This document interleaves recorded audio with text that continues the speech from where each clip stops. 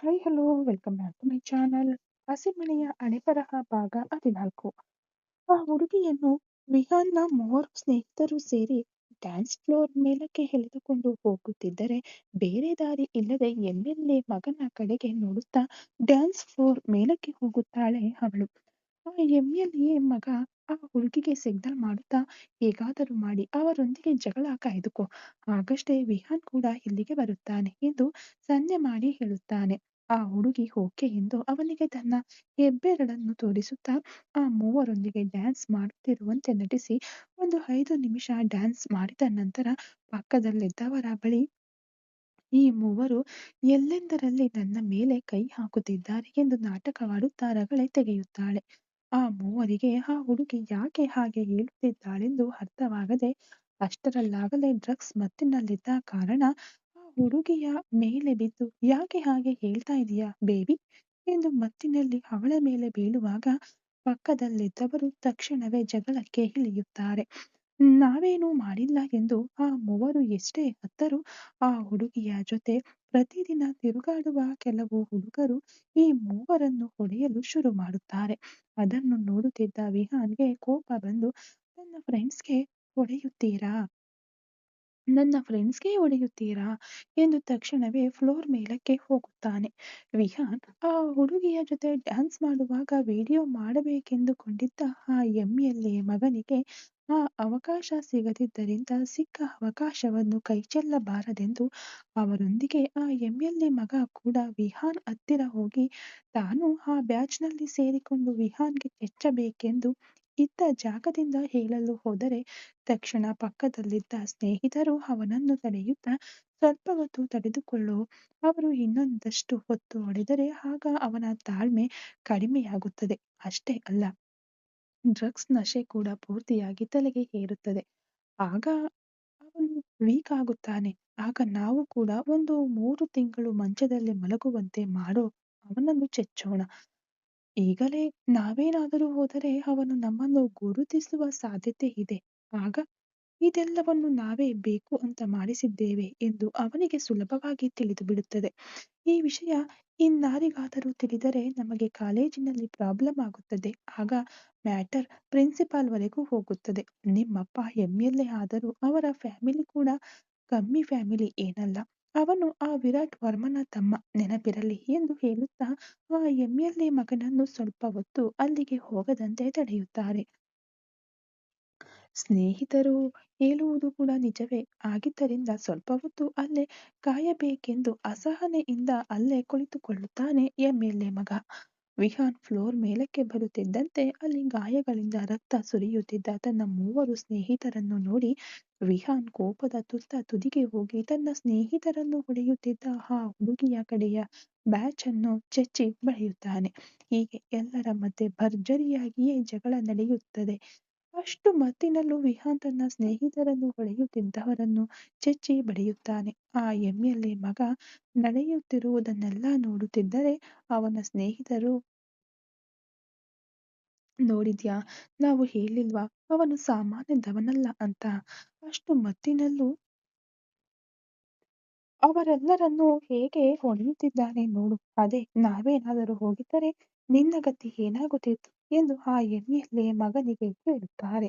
ಆ ಎಮ್ಮೆಲ್ಲೆ ಮಗ ಅಸಹನೆಯಿಂದ ತಲೆ ಕೊಡವಿ ಟೇಬಲ್ಗೆ ಕೈಯಿಂದ ಒಂದೇ ಏಟು ಹೊಡೆದು ಹಾಗಾದರೆ ಈಗ ಏನು ಮಾಡೋಣ ಅನ್ನುತ್ತಾ ಇನ್ನೊಂದು ಗ್ಲಾಸ್ ಮದ್ಯವನ್ನು ಒಂದೇ ಕುಟುಕಿನಲ್ಲಿ ಗಂಟಲಿಗೆ ಸುರಿದುಕೊಳ್ಳುತ್ತಾನೆ.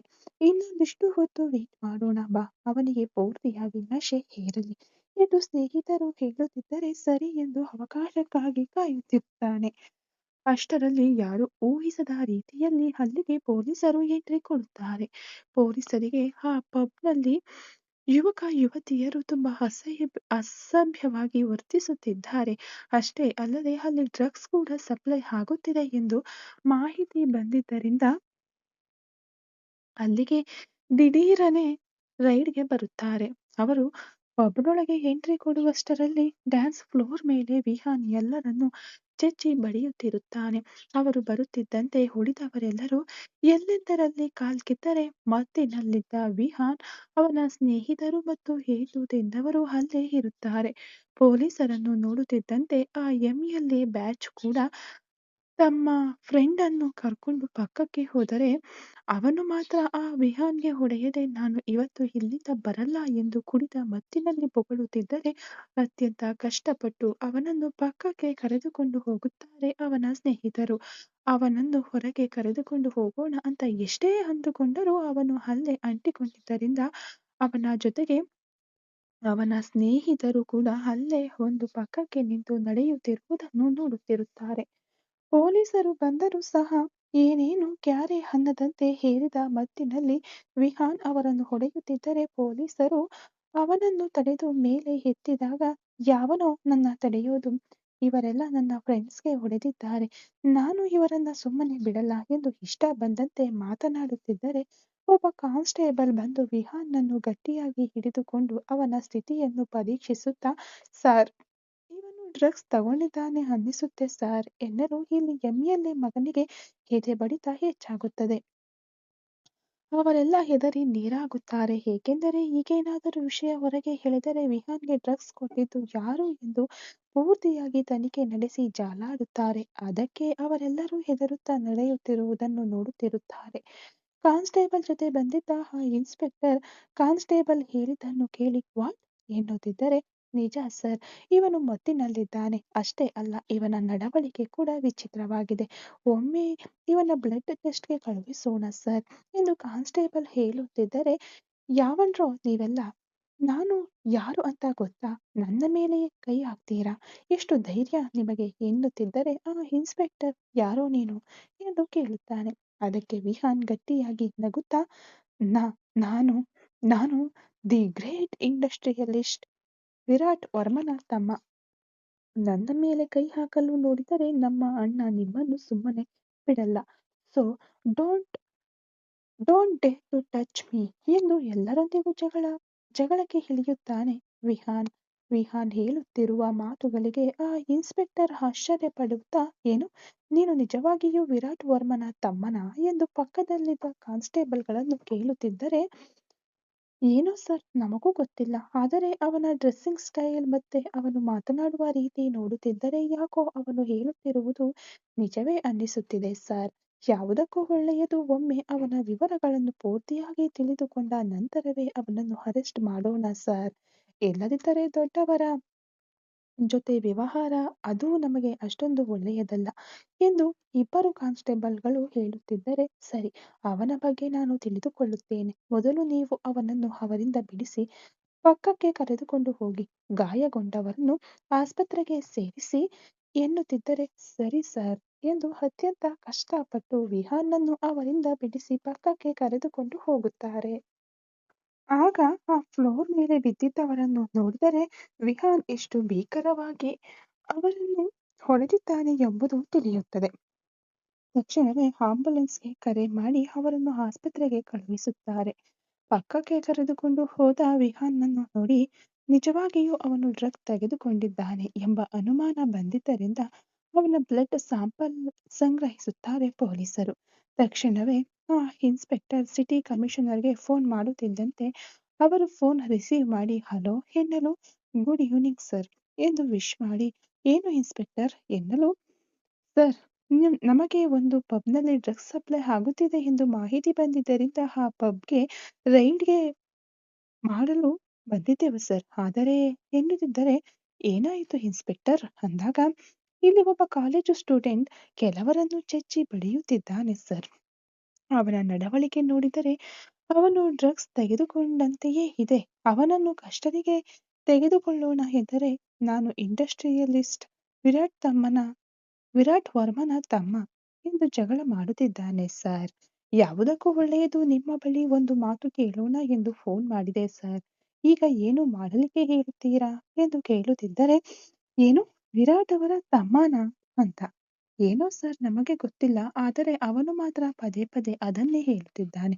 ಅದಕ್ಕೆ ಡೌಟ್ ಬಂದು ನಿಮಗೆ ಫೋನ್ ಮಾಡಿದೆ ಎನ್ನಲು ತಕ್ಷಣವೇ ಕಮಿಷನರ್ ಆ ಹುಡುಗನ ಫೋಟೋ ನನಗೆ ಕಳುಹಿಸು ಎನ್ನಲು ಓಕೆ ಸರ್ ಈಗಲೇ ಕಳುಹಿಸುತ್ತೇನೆ ಅನ್ನುತ್ತಾ ಜಗಳ ಮಾಡುತ್ತಿದ್ದ ವಿಹಾನ್ನ ಫೋಟೋ ತೆಗೆದು ಕಮಿಷನರ್ಗೆ ಕಳುಹಿಸುತ್ತಾನೆ. ನನ್ನ ಫೋನ್ಗೆ ಬಂದ ತನ್ನ ಫೋನ್ಗೆ ಬಂದ ನೋಟಿಫಿಕೇಶನ್ ಸೌಂಡ್ ಕೇಳಿ ತಕ್ಷಣವೇ ಅದನ್ನು ಓಪನ್ ಮಾಡುತ್ತಾರೆ ಆ ಕಮಿಷನರ್. ಆ ಪಿಕ್ಚರ್ ತಕ್ಷಣವೇ ಪೂರ್ತಿಯಾಗಿ ಡೌನ್ಲೋಡ್ ಆಗಿ ವಿಹಾನ್ನ ಫೋಟೋ ಕಾಣಿಸುತ್ತಿದ್ದಂತೆ ಅವನು ವಿರಾಟ್ ವರ್ಮನ ತಮ್ಮನೇ ಎಂದು ಪೂರ್ತಿಯಾಗಿ ಅರ್ಥವಾಗಿ ಬಿಡುತ್ತದೆ ಕಮಿಷನರ್ಗೆ. ಏಕೆಂದರೆ ಕಮಿಷನರ್ಗೆ ವಿರಾಟ್ ವರ್ಮಾ ಅವರ ಮನೆಯೊಂದಿಗೆ ಉತ್ತಮ ಬಾಂಧವ್ಯವಿರುತ್ತದೆ. ಪ್ರತಿಯೊಂದು ಫಂಕ್ಷನ್ಗೂ ಸಿಟಿ ಕಮಿಷನರ್ ಹೊಸದರಲ್ಲಿ ಅವರನ್ನು ಕರೆಯುತ್ತಲೇ ಇರುತ್ತಾರೆ. ಅದಕ್ಕೆ ವಿರಾಟ್ ವರ್ಮಾ ಫ್ಯಾಮಿಲಿ ಅವರಿಗೆ ಚೆನ್ನಾಗಿ ಗೊತ್ತು. ಅದಕ್ಕೆ ವಿಹಾನ್ನನ್ನು ನೋಡಿದ ತಕ್ಷಣವೇ ಗುರುತು ಹಿಡಿಯುತ್ತಾರೆ ಆ ಕಮಿಷನರ್. ಅದನ್ನು ನೋಡಿ ಅದು ವಿಹಾನನೇ ಎಂದು ಗುರುತು ಹಿಡಿದು ತಕ್ಷಣವೇ ತನ್ನ ಹಣೆಗೆ ಹಿಡಿದ ಬೆವರನ್ನು ಒರೆಸಿಕೊಳ್ಳುತ್ತಾ ಇನ್ಸ್ಪೆಕ್ಟರ್ಗೆ ಫೋನ್ ಮಾಡಿ ಹಲೋ ಇನ್ಸ್ಪೆಕ್ಟರ್, ಅವನಿಗೆ ನೀವೇನೂ ಮಾಡಲಿಲ್ಲ ತಾನೇ ಎನ್ನಲು ನೋ ಸರ್, ನಾನು ಏನೂ ಮಾಡಲಿಲ್ಲ.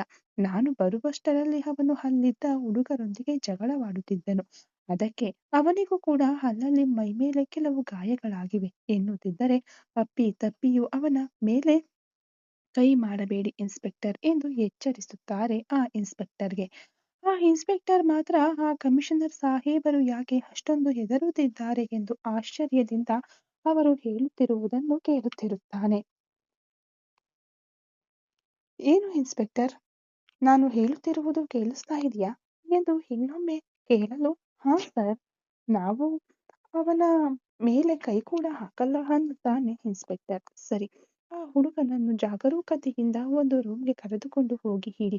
ಯಾವುದೇ ನ್ಯೂಸ್ನಲ್ಲಾಗಲಿ ಅಥವಾ ನಮಗೆ ಸಂಬಂಧಿಸಿದ ಕೇಸ್ ಫೈಲ್ಗಳಲ್ಲಾಗಲಿ ಆ ಹುಡುಗನ ಹೆಸರು ಇರಬಾರದು. ಇಲ್ಲದಿದ್ದರೆ ನೀನು ನಾನು ನಾಳೆ ಈ ಹೊತ್ತಿಗೆ ಈ ಭೂಮಿ ಮೇಲೆ ಇರಲ್ಲ. ಇದನ್ನು ಚೆನ್ನಾಗಿ ನೆನಪಿನಲ್ಲಿ ಇಡಿ ಎನ್ನಲು ಯಾಕೆ ಸರ್, ಆ ಹುಡುಗನ ಬಗ್ಗೆ ಅಷ್ಟೊಂದು ಹೆದರುತ್ತಿದ್ದೀರಾ ಎಂದು ಕೇಳುತ್ತಾನೆ ಆ ಇನ್ಸ್ಪೆಕ್ಟರ್. ಅಂದರೆ ನಿಮಗೆ ವಿರಾಟ್ ವರ್ಮಾ ಯಾರು ಅಂತ ಗೊತ್ತಿಲ್ವಾ ಇನ್ಸ್ಪೆಕ್ಟರ್ ಎಂದು ಕೇಳುತ್ತಾನೆ ಆ ಕಮಿಷನರ್. ಆ ಇನ್ಸ್ಪೆಕ್ಟರ್ಗೆ ಆ ಇನ್ಸ್ಪೆಕ್ಟರ್ ಆ ಊರಿಗೆ ಹೊಸಬನಾಗಿದ್ದರಿಂದ ನನಗೆ ಗೊತ್ತಿಲ್ಲ ಸರ್ ಎನ್ನುತ್ತಿದ್ದರೆ ಒಮ್ಮೆ ಗೂಗಲ್ ಓಪನ್ ಮಾಡಿ ನೋಡಿ ಇನ್ಸ್ಪೆಕ್ಟರ್, ವಿರಾಟ್ ವರ್ಮಾ ಅಂದರೆ ಏನು ಅಂತ ತಿಳಿಯುತ್ತದೆ. ಆಗ ನಾನೇಕೆ ಇಷ್ಟೊಂದು ಹೆದರುತ್ತಿದ್ದೇನೆ ಎಂದು ನಿಮಗೆ ಗೊತ್ತಾಗುತ್ತದೆ ಎನ್ನಲು ಓಕೆ ಸರ್, ನೀವು ಹೇಳಿದ್ದನ್ನು ನಾನು ನೋಡುತ್ತೇನೆ ಎಂದು ಫೋನ್ ಇಡುತ್ತಾನೆ ಆ ಇನ್ಸ್ಪೆಕ್ಟರ್. ಏನು, ಇವರು ಇಷ್ಟೊಂದು ಹೆದರುತ್ತಿದ್ದಾರೆ, ಎಷ್ಟೇ ಆದರೂ ಅವನು ಕೂಡ ಮನುಷ್ಯನೇ ತಾನೆ ಎಂದು ಅಂದುಕೊಳ್ಳುತ್ತಾ ಕಮಿಷನರ್ ಹೇಳಿದಂತೆ ಗೂಗಲ್ ಓಪನ್ ಮಾಡುತ್ತಿದ್ದಂತೆ ಅವನ ಬಗ್ಗೆ ಪುಟಗಟ್ಟಲೆ ಮಾಹಿತಿಗಳು ಬರುತ್ತವೆ. ಅದನ್ನೆಲ್ಲ ಓದುತ್ತಾ ಅತ್ಯಂತ ಹ್ಯಾಂಡ್ಸಮ್ ಆಗಿರುವ ವಿರಾಟ್ ವರ್ಮನ ಫೋಟೋ ಕೂಡ ಅದರಲ್ಲಿದ್ದುದನ್ನು ನೋಡಿ ಇವರು ನೋಡಲು ಸಾಧಾರಣವಾಗಿಯೇ ಇದ್ದಾರಲ್ಲ, ಜೊತೆಗೆ ನಂಬರ್ 1 ಬಿಸ್ನೆಸ್ ಮ್ಯಾನ್, ಇದಕ್ಕಾಗಿ ಇವರ ಬಗ್ಗೆ ಇಷ್ಟೊಂದು ಹೆದರಬೇಕಾ ಎಂದು ಅಂದುಕೊಳ್ಳುತ್ತಾ ವಿರಾಟನ ನಿಜವಾದ ಸ್ವರೂಪ ತಿಳಿಯದೆ ವಿರಾಟ್ ಬಗ್ಗೆ ಯೋಚಿಸುತ್ತಿರುತ್ತಾನೆ ಇನ್ಸ್ಪೆಕ್ಟರ್. ಆದರೆ ಕಮಿಷನರ್ಗೆ ಮಾತ್ರ ಆ ವಿರಾಟ್ ವರ್ಮಾ ಆ ಪೊಸಿಷನ್ಗೆ ಬರಲು ಎಷ್ಟೊಂದು ಕಷ್ಟಪಟ್ಟಿದ್ದಾನೆ, ಎಂತಹ ಮಹಾ ವ್ಯಕ್ತಿಗಳನ್ನು ಎದುರಿಸಿ ಅವರನ್ನು ತನ್ನ ದಾರಿಯಿಂದ ಪಕ್ಕಕ್ಕೆ ಸರಿಸಿ ನಂಬರ್ 1 ಪೊಸಿಷನ್ನಲ್ಲಿ ನಿಂತಿದ್ದಾನೆ. ಅವನು ಎಂತಹ ರಾಕ್ಷಸ ಎಂಬುದು ತಿಳಿದಿರುವುದರಿಂದ ವಿರಾಟ್ ಬಗ್ಗೆ ಹೆದರುತ್ತಾನೆ ಆ ಕಮಿಷನರ್. ಆ ಇನ್ಸ್ಪೆಕ್ಟರ್ ಫೋನ್ ಇಟ್ಟ ತಕ್ಷಣವೇ ಆ ಕಮಿಷನರ್ ಹೆದರುತ್ತಲೇ ತನ್ನ ಫೋನ್ನಿಂದ ವಿರಾಟ್ಗೆ ಫೋನ್ ಮಾಡುತ್ತಾನೆ. ವಿಶಿಖಾ ಜೊತೆ ಮಾತನಾಡುತ್ತಿದ್ದ ವಿರಾಟ್ಗೆ ತನ್ನ ಫೋನ್ ರಿಂಗ್ ಆಗುತ್ತಿದ್ದರೆ ಅದನ್ನು ನೋಡಿ ಅದರಲ್ಲಿ ಕಮಿಷನರ್ ನಂಬರ್ ಡಿಸ್ಪ್ಲೇ ಆಗುತ್ತಿರುವುದನ್ನು ಕಂಡು ಕಮಿಷನರ್ ಈ ಸಮಯದಲ್ಲಿ ಯಾಕೆ ಫೋನ್ ಮಾಡುತ್ತಿದ್ದಾರೆ ಎಂದು ಹುಬ್ಬೇರಿಸಿ ಹಾಗೆಯೇ ಫೋನ್ ಮಾತನಾಡುತ್ತಾನೆ. ಕಮಿಷನರ್ ವಿಹಾನ್ ಬಗ್ಗೆ ಪೂರ್ತಿಯಾಗಿ ಹೇಳಿ ಅವನು ತುಂಬಾ ಜಗಳ ಮಾಡುತ್ತಿದ್ದಾನೆ ಸರ್, ಈಗ ನಿಮ್ಮ ತಮ್ಮನನ್ನು ಏನು ಮಾಡಲಿಕ್ಕೆ ಹೇಳುತ್ತೀರಾ ಎಂದು ಕೇಳುತ್ತಿದ್ದರೆ ನಾನು ಬರುತ್ತಿದ್ದೇನೆ ಎಂದು ಕೋಪದಿಂದ ಒಂದೇ ಮಾತು ಹೇಳಿ ಫೋನ್ ಇಡುತ್ತಾನೆ ವಿರಾಟ್. ಹಾಗೆ ವಿಶಿಖಾಳನ್ನು ಬಿಟ್ಟು ಈಗ ಆ ಪಬ್ ಮುಂಭಾಗದ ಗೇಟ್ ಮುಂದೆ ಕಾರು ನಿಲ್ಲಿಸಿದ ವಿರಾಟ್ ಬರುವಾಗ ವಿಹಾನ್ ಬಗ್ಗೆ ಯೋಚಿಸುತ್ತಾ ಅಸಲಿಗೆ ವಿಹಾನ್ ಪಬ್ನಲ್ಲಿ ಏನು ಮಾಡುತ್ತಿದ್ದಾನೆ, ಅದೂ ಅಷ್ಟು ವಿಚಿತ್ರವಾಗಿ ಯಾಕೆ ವರ್ತಿಸುತ್ತಿದ್ದಾನೆ ಅನ್ನುತ್ತಾ ತನ್ನ ಮುಷ್ಟಿಯಿಂದ ಸ್ಟೇರಿಂಗ್ ಮೇಲೆ ಜೋರಾಗಿ ಗುದ್ದಿ ಕಾರಿನಿಂದ ಇಳಿಯುತ್ತಾನೆ ವಿರಾಟ್. ಅವನು ಎಂದಿಗೂ ಅಂತಹ ಸ್ಥಳಗಳಿಗೆ ಬರದಿದ್ದರೂ ಆ ಕಟ್ಔಟ್ ನೋಡಿ ಹೊರಗಿದ್ದ ಪಬ್ ಸೆಕ್ಯೂರಿಟಿ ಸಿಬ್ಬಂದಿಯೆಲ್ಲ ಅವನಿಗೆ ಸೆಲ್ಯೂಟ್ ಮಾಡುತ್ತಿದ್ದರೆ ಅವರನ್ನು ಏನೇನೂ ಗಣನೆಗೆ ತೆಗೆದುಕೊಳ್ಳದೆ ಒಳಗಡೆ ಹೋದ ವಿರಾಟ್‌ಗೆ ಅಲ್ಲಿ ಒಬ್ಬ ಇನ್ಸ್‌ಪೆಕ್ಟರ್ ಮತ್ತು ಇಬ್ಬರು ಕಾನ್ಸ್‌ಟೇಬಲ್‌ಗಳು ಜಗಳವಾಡಿದವರ ಮೂಡ ಮುರಿಯುವಂತೆ ಹೊಡೆಯುತ್ತಾ, ಅಸಲಿಗೆ ನೀವೇನು ಅಂದುಕೊಂಡಿದ್ದೀರಾ? ನೀವು ಯುವಕರಾಗಿದ್ದುಕೊಂಡು ಮಾಡುವ ಕೆಲಸಗಳಾ ಇವು? ನಿಮ್ಮ ಮನೆಯವರು ನಿಮ್ಮನ್ನು ಹೋಟೆಲ್ಲಿಗೆ ಕಳುಹಿಸಿದರೆ ಕುಡಿದು ಮಜಾ ಮಾಡುತ್ತಾ ಇನ್ನೂ ಹುಡುಗಿಯರು ಅಂತ ಹೀಗೆ ಅಲೆಯುತ್ತೀರಾ? ಕುಡಿದು ಕುಡಿದು ಮೈಮೇಲೆ ಪ್ರಜ್ಞೆ ಇಲ್ಲದೆ ಹೀಗೆ ಇಷ್ಟ ಬಂದಂತೆ ಸಿಕ್ಕವರನ್ನು ಹೊಡೆಯುತ್ತಾ ಜಗಳ ಮಾಡುತ್ತೀರಾ? ಅಸಲಿಗೆ ಇಂತಹ ಕೆಲಸಗಳನ್ನು ಮಾಡಿದರೆ ನಿಮಗೆ ಫ್ಯೂಚರ್ ಏನಾದರೂ ಇರುತ್ತಾ? ನಿಮ್ಮ ಮೇಲೆಯೇ ಪಂಚಪ್ರಾಣ ಇಟ್ಟುಕೊಂಡಿರುವ ನಿಮ್ಮ ಪೋಷಕರು ಏನಾಗಬೇಕು? ನಿಮ್ಮ ಬಗ್ಗೆ ಎಷ್ಟೋ ಕನಸು ಕಂಡವರ ಆಸೆಗಳೆಲ್ಲ ಏನಾಗಬೇಕು ಎಂದು ಅವರಿಗೆ ಕ್ಲಾಸ್ ತೆಗೆದುಕೊಳ್ಳುತ್ತಿರುತ್ತಾನೆ. ಅವರಲ್ಲೇ ತನ್ನ ತಮ್ಮ ಕೂಡ ಇದ್ದಾನೇನೋ ಎಂದು ಹುಡುಕಿದ ವಿರಾಟ್‌ಗೆ ವಿಹಾನ್ ಎಲ್ಲಿಯೂ ಕಾಣಿಸದಿರಲು, ಅಷ್ಟರಲ್ಲೇ ವಿರಾಟ್‌ನನ್ನು ನೋಡಿದ ಒಬ್ಬ ಕಾನ್ಸ್‌ಟೇಬಲ್ ವೇಗವಾಗಿ ವಿರಾಟ್ ಹತ್ತಿರ ಓಡಿ ಬಂದು ಸೆಲ್ಯೂಟ್ ಮಾಡಿ ಗುಡ್ ಈವ್ನಿಂಗ್ ಸರ್ ಅನ್ನುತ್ತಾನೆ. ವಿರಾಟ್ ಆ ಕಾನ್ಸ್‌ಟೇಬಲ್ ಕಡೆಗೆ ನೋಡುತ್ತಾ, ನನ್ನ ತಮ್ಮ ಎಲ್ಲಿದ್ದಾನೆ ಎನ್ನಲು, ಆ ರೂಮ್‌ನಲ್ಲಿದ್ದಾರೆ ಸರ್. ಕಮಿಷನರ್ ಸಾಹೇಬರು ನಿಮ್ಮ ತಮ್ಮನನ್ನು ಇವರೊಂದಿಗೆ ಸೇರಿಸಬೇಡಿ ಎಂದು ಹೇಳಿದರು. ಅದಕ್ಕೆ ಅವರನ್ನು ಆ ರೂಮ್‌ನಲ್ಲಿ ಇಟ್ಟಿದ್ದೇವೆ ಸರ್ ಎನ್ನಲು, ಆ ರೂಮ್ ಒಳಗಡೆ ಹೋಗುತ್ತಾನೆ ವಿರಾಟ್. ಅಷ್ಟರವರೆಗೂ ವಿಹಾನ್‌ಗೆ ನಶೆ ಇಳಿಯದೆ ಅತ್ಯಂತ ಕಷ್ಟಪಟ್ಟು ತನ್ನನ್ನು ಹಿಡಿದುಕೊಂಡಿದ್ದ ತನ್ನ ಫ್ರೆಂಡ್ಸ್ ಗಳಿಗೆ ನೋಡುತ್ತಾ, ಲೇ, ನನ್ನನ್ನು ಬಿಡ್ರೋ, ಇವತ್ತು ನಾನು ಅವರ ಕತೆ ಮುಗಿಸುತ್ತೇನೆ. ಇಲ್ಲದಿದ್ದರೆ ಯಾವ ಪಾಪ ಪುಣ್ಯ ಗೊತ್ತಿಲ್ಲದ ನಿಮ್ಮ ಮೇಲೆಯೇ ಕೈ ಮಾಡುತ್ತಾರಾ? ಇವತ್ತು ಅವರು ನನ್ನ ಕೈಯಲ್ಲಿ ಏಟು ತಿನ್ನದೆ ಇಲ್ಲಿಂದ ಹೋಗಲು ಸಾಧ್ಯವಿಲ್ಲ ಎಂದು ಮತ್ತಿನಲ್ಲಿ ಏನೇನೋ ಬೊಗಳುತ್ತಿರುತ್ತಾನೆ. ಸುತ್ತಲೂ ಇದ್ದ ಅವನ ಫ್ರೆಂಡ್ಸ್‌ಗೆ ಆಗಷ್ಟೇ ಸ್ವಲ್ಪ ನಶೆ ಇಳಿಯುತ್ತಿದ್ದರಿಂದ, ಲೇ, ಸ್ವಲ್ಪ ಹೊತ್ತು ಬಾಯಿ ಮುಚ್ಕೋ. ಈ ವಿಷಯ ನಿಮ್ಮ ಅಣ್ಣನಿಗೆ ಗೊತ್ತಾಯಿತು ಅಂದರೆ ನಿನ್ನ ಚರ್ಮ ಸುಲಿದು ಬಿಡುತ್ತಾನೆ ಎಂದು ಹೇಳುತ್ತಿದ್ದರೆ, ನಮ್ಮ ಅಣ್ಣ ಹಾಗೆಲ್ಲ ಏನೂ ಮಾಡಲ್ಲ. ಮುಂಚೆ ಆಲೋಚಿಸಿಯೇ ಮಾತನಾಡುತ್ತಾನೆ. ನಾನು ಒಬ್ಬನಿಗೆ ಹೊಡೆದೆ ಅಂದರೆ ಅದರಲ್ಲಿ ಅವನ ತಪ್ಪು ಎಷ್ಟಿದೆ ಎಂದು ಯೋಚಿಸಿದ ಮೇಲೆಯೇ ನನ್ನ ತಂಟೆಗೆ ಬರುತ್ತಾನೆ ಎಂದು ವಿರಾಟ್ ಬಗ್ಗೆ ಮಾತನಾಡುತ್ತಿದ್ದರೆ, ವಿರಾಟ್ ಆ ಮಾತುಗಳನ್ನೆಲ್ಲ ಕೇಳುತ್ತಾ ತನ್ನ ತಮ್ಮನ ಸ್ಥಿತಿಯನ್ನು ನೋಡಿ, ಇವನು ಇಷ್ಟೊಂದು ಮತ್ತಿನಲ್ಲಿ ಯಾಕೆ ಮಾತನಾಡುತ್ತಿದ್ದಾನೆ? ತುಂಬಾ ಜಾಸ್ತಿ ಕುಡಿದಿದ್ದಾನಾ? ಇಲ್ಲದಿದ್ದರೆ ಕಮಿಷನರ್ ಹೇಳಿದ ಹಾಗೆ ಇವನು ನಿಜವಾಗಿಯೂ ಡ್ರಗ್ಸ್ ತೆಗೆದುಕೊಂಡಿದ್ದಾನಾ ಎಂಬ ಅನುಮಾನ ಬರಲು, ಅಷ್ಟರಲ್ಲಾಗಲೇ ಕಾನ್ಸ್‌ಟೇಬಲ್ ಹೋಗಿ ಇನ್ಸ್‌ಪೆಕ್ಟರ್‌ಗೆ ವಿರಾಟ್ ವರ್ಮಾ ಅವರು ಬಂದಿದ್ದಾರೆ ಎಂದು ಹೇಳಿದ್ದರಿಂದ ಉಳಿದವರನ್ನು ಇನ್ನೊಬ್ಬ ಕಾನ್ಸ್‌ಟೇಬಲ್ ಬಳಿ ನೋಡಿಕೊಳ್ಳಲು ಹೇಳಿ ಆ ರೂಮ್‌ಗೆ ಓಡುತ್ತಾ ಬರುತ್ತಾನೆ ಆ ಇನ್ಸ್‌ಪೆಕ್ಟರ್. ಅಲ್ಲಿಗೆ ಬಂದು ಆಗಷ್ಟೇ ಗೂಗಲ್ ಫೋಟೋದಲ್ಲಿ ವಿರಾಟ್ ವರ್ಮನನ್ನು ನೋಡಿದ್ದರಿಂದ ಎದುರಿಗಿದ್ದ 6 ಅಡಿ ಎತ್ತರದ ವಿರಾಟ್ ರೂಪವನ್ನು ನೋಡಿ ಗುರುತು ಹಿಡಿಯುತ್ತಾ, ಫೋಟೋಗಿಂತ ರಿಯಲ್ ಆಗಿ ಇನ್ನೂ ಹ್ಯಾಂಡ್ಸಮ್ ಆಗಿದ್ದಾರಲ್ಲ ಎಂದು ಅಂದುಕೊಳ್ಳುತ್ತಾ ಗುಡ್ ಈವ್ನಿಂಗ್ ಸರ್ ಅನ್ನುತ್ತಾನೆ. ಇನ್ಸ್‌ಪೆಕ್ಟರ್ ಕಡೆಗೆ ಯಾವುದೇ ಭಾವನೆ ಇಲ್ಲದೆ ನೋಡುತ್ತಾ, ನನ್ನ ತಮ್ಮನನ್ನು ನಾನು ಮನೆಗೆ ಕರೆದುಕೊಂಡು ಹೋಗುತ್ತೇನೆ ಅನ್ನುತ್ತಿದ್ದರೆ, ಓಕೆ ಸರ್ ಅನ್ನುತ್ತಾ ವಿಹಾನ್ ವರ್ತನೆಯ ಮೇಲೆ ಅನುಮಾನ ಬಂದು, ನಾವು ಅವನ ಬ್ಲಡ್ ಸ್ಯಾಂಪಲ್ ಸಂಗ್ರಹಿಸಿದ್ದೇವೆ ಸರ್. ಅವನು ಡ್ರಗ್ಸ್ ತೆಗೆದುಕೊಂಡಿದ್ದಾನೋ ಏನೋ ಎಂದು ನಮಗೆ ಅನುಮಾನವಿದೆ. ಹಾಗಾದರೆ ಅವನ ಫ್ಯೂಚರ್ ಹಾಳಾಗಿ ಹೋಗುತ್ತದೆ ಸರ್. ನೀವೇ ಅವನನ್ನು ಹೇಗಾದರೂ ಮಾಡಿ ಈ ಕಡೆ ಬರದಂತೆ ನೋಡಿಕೊಳ್ಳಿ ಎನ್ನಲು, ವಿಹಾನ್ ಅಂತಹವನಲ್ಲ ಎಂದು ಮನಸ್ಸಿನಲ್ಲೇ ಅಂದುಕೊಳ್ಳುತ್ತಾ ಇನ್ಸ್‌ಪೆಕ್ಟರ್ ಕಡೆಗೆ ಕೋಪದಿಂದ ಒಂದು ನೋಟ ಬೀರಿ, I take care of him ಅನ್ನುತ್ತಾ ವಿಹಾನ್ನನ್ನು ಮೇಲೆ ಎತ್ತಲು ಹೋದರೆ, ಲೇ, ನಿನ್ನನ್ನು ಬಿಡಲ್ಲ ಅನ್ನುತ್ತಾ ಇನ್ನಷ್ಟು ಜೋರಾಗಿ ಚೀರುತ್ತಿರುತ್ತಾನೆ. ಅಷ್ಟರಲ್ಲಿ ಅವನ ಫ್ರೆಂಡ್ಸ್ ವಿರಾಟ್‌ನನ್ನು ಗುರುತು ಹಿಡಿದು, ಅಯ್ಯೋ, ಅಣ್ಣ ಬಂದಿದ್ದಾರೆ, ಇನ್ಮುಂದೆ ಇವನ ಕತೆ ಮುಗಿಯಿತು ಅನ್ನುತ್ತಾ ವಿಹಾನ್‌ನಿಂದ ದೂರ ಸರಿದರೆ, ಅವರೆಲ್ಲರನ್ನೂ ಒಂದು ನೋಟ ನೋಡಿ, ನಿಮ್ಮನ್ನೆಲ್ಲ ಆಮೇಲೆ ನೋಡಿಕೊಳ್ಳುತ್ತೇನೆ ಅನ್ನುತ್ತಾ ವಿಹಾನ್, ಮನೆಗೆ ನಡೆ ಎಂದು ವಿಹಾನ್ನನ್ನು ಎತ್ತಲು ಹೋದರೆ, ಆ ಧ್ವನಿ ಯಾರದ್ದು ಎಂದು ಅಷ್ಟು ಮತ್ತಿನಲ್ಲೂ ಗುರುತು ಹಿಡಿದ ವಿಹಾನ್‌ಗೆ ಒಂದೇ ಕ್ಷಣದಲ್ಲಿ ಫ್ಯೂಸ್‌ಗಳು ಹಾರಿ ಹೋದಂತಾಗಿ, ಅಣ್ಣ ಇಲ್ಲಿಗೆ ಬಂದಿದ್ದಾರಾ ಅಂದುಕೊಳ್ಳುತ್ತಾ ನಶೆಯಿಂದ ಮುಚ್ಚಿದ ಕಣ್ಣುಗಳನ್ನು ಸ್ವಲ್ಪ ಸ್ವಲ್ಪವೇ ತೆರೆಯುತ್ತಿದ್ದರೆ, ಎದುರಿಗೆ ಉಗ್ರ ನರಸಿಂಹನಂತೆ ತನ್ನನ್ನೇ ನೋಡುತ್ತಾ ಕಾಣಿಸುತ್ತಾನೆ ವಿರಾಟ್. ಅಯ್ಯೋ, ಅಣ್ಣ ಇಲ್ಲಿಗೆ ಬಂದಿದ್ದಾರಾ? ಇನ್ನು ನನ್ನ ಕತೆ ಮುಗಿಯಿತು ಅನ್ನುತ್ತಾ ಅವನಿಗೆ ಏನಾದರೂ ಒಂದು ಸಮಜಾಯಿಷಿ ನೀಡಬೇಕೆಂದು, ಅಣ್ಣ, ಇದರಲ್ಲಿ ನನ್ನ ತಪ್ಪೇನೂ ಇಲ್ಲ ಅಣ್ಣ. ಅವರೇ ಸುಮ್ಮನೆ ನಮ್ಮ ಫ್ರೆಂಡ್ಸ್‌ಗೆ ಹೊಡೆದರು. ಅದಕ್ಕೆ ನನಗೆ ಕೋಪ ಬಂದು ಅವರನ್ನು ಹೊಡೆದೆ. ಅಷ್ಟೇ ಹೊರತು ಈ ಜಗಳಕ್ಕೂ ನನಗೂ ಏನೂ ಸಂಬಂಧವಿಲ್ಲ ಎನ್ನುತ್ತಿದ್ದರೆ, ವಿಹಾನ್ ಆ ವಿಷಯಗಳನ್ನೆಲ್ಲ ಮನೆಗೆ ಹೋದ ಮೇಲೆ ಮಾತನಾಡಿಕೊಳ್ಳೋಣ ನಡಿ ಅನ್ನುತ್ತಾ ವಿಹಾನ್ ತೋಳು ಹಿಡಿದು ಒಂದೇ ಎಳೆ ಎಳೆದ ತಕ್ಷಣ ಮಂಚದ ಮೇಲಿಂದ ಸೀದಾ ಏಳುತ್ತಾನೆ ವಿಹಾನ್. ಆದರೆ ವಿಹಾನ್ ಮಾತ್ರ ಆ ಡ್ರಗ್ಸ್ ಮತ್ತಿನಿಂದಾಗಿ ಎರಡಡಿಯನ್ನು ಕೂಡ ಇಡಲು ಸಾಧ್ಯವಾಗದಿರಲು ಅವನನ್ನು ತನ್ನ ಎರಡು ಕೈಗಳಲ್ಲಿ ಚಿಕ್ಕ ಮಗುವಿನಂತೆ ಎತ್ತಿಕೊಂಡು ಅಲ್ಲಿಂದ ಕರೆದುಕೊಂಡು ಹೋಗುತ್ತಾ, ಇನ್ಸ್ಪೆಕ್ಟರ್, ನಾನು ನಿಮಗೆ ಫೋನ್ ಮಾಡಿ ಮಾತನಾಡುತ್ತೇನೆ ಅನ್ನುತ್ತಾ ಇನ್ನೇನು ಮಾತನಾಡದೆ ಅಲ್ಲಿಂದ ಹೊರಟು ಹೋಗುತ್ತಾರೆ. ಹೊರಟು ಹೋಗುತ್ತಿರುವ ವಿರಾಟ್ ಕಡೆಯೇ ನೋಡುತ್ತಾ ನಿಂತು ಬಿಡುತ್ತಾನೆ ಇನ್ಸ್ಪೆಕ್ಟರ್. ವಿಹಾನ್ ಫ್ರೆಂಡ್ಸ್‌ಗೆ ಕಡಿಮೆ ಪ್ರಮಾಣದಲ್ಲಿ ಡ್ರಗ್ಸ್ ಬೆರೆಸಿದ್ದರಿಂದ ಅಷ್ಟರಲ್ಲಾಗಲೇ ಅವರ ನಶೆ ಇಳಿಯುತ್ತಿರುತ್ತದೆ. ಅವರು ಭಯದಿಂದ ಇನ್ಸ್ಪೆಕ್ಟರ್ ಕಡೆಗೆ ನೋಡುತ್ತಾ, ಸಾರ್, ಇನ್ನು ನಾವು ಕೂಡ ಹೋಗಬಹುದಾ ಎನ್ನಲು ಕೋಪದಿಂದ ಅವರ ಕಡೆಗೆ ನೋಡುತ್ತಾ, ಅಸಲಿಗೆ ನೀವೇನ್ ಅಂದುಕೊಂಡಿದ್ದೀರಾ? College students ಅಂದುಕೊಂಡಿದ್ದೀರಾ? ಇಲ್ಲದಿದ್ದರೆ ಬೀದಿ ರೌಡಿಗಳು ಅಂದುಕೊಂಡಿದ್ದೀರಾ?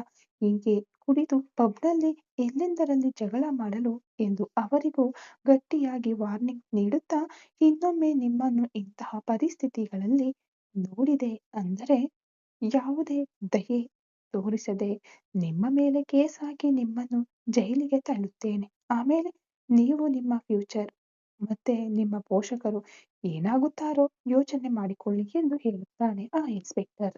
ಈ ಕಥೆ ಇನ್ನು ಮುಂದುವರಿಯುತ್ತದೆ. Thank you so much.